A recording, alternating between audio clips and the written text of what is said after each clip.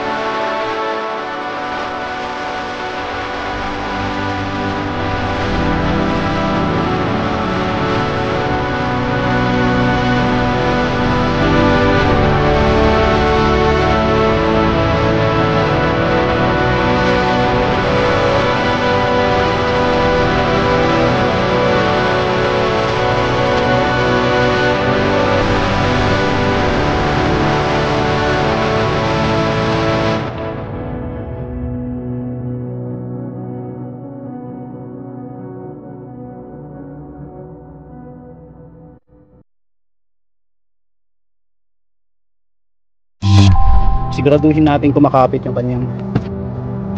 kanyang brake kasi bagong kabit.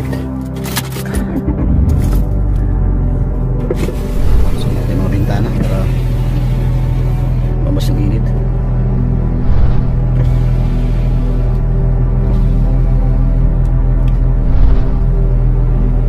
Madalas ang kanyang idle. Nga pala, since bagong palit siya, kailangan press natin yung kanyang brake. Ilang ka, medyo maluwag na yung brake niya. Ayan, kumapit na yung kanyang brake. Ayan, depress lang natin ang ilang ka.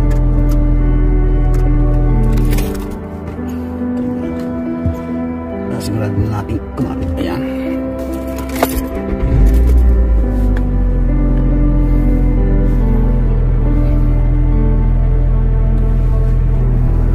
okay, try natin ikutin.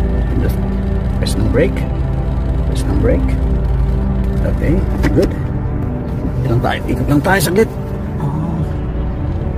Ayan, ano na yung tunog, nahalata lang yung tunog pag medyo mabagal ang takbo. Halimbawa sa traffic jam. Ayan, wala naman so far nasa. I think nakuha natin yung problema. Sa mga patiknik, mahalaga po yung brake sa sasakyan. Ito yung pinaka numero 1 sa ating seguridad. Ayan, wala nang ingay.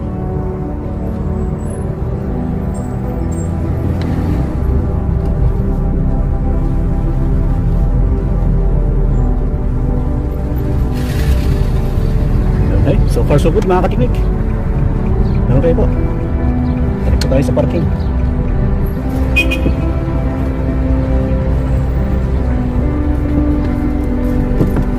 Brake. Ayun, wala.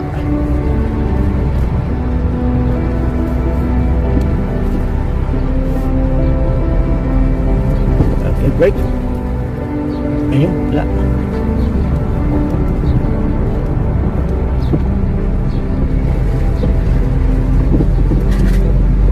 Bante. Brake. Ayun, galing. Bante. Brake. Okay, good job. Okay, so hanggang dito na lang mga katiknik. Maraming salamat ulit sa pagsubaybay.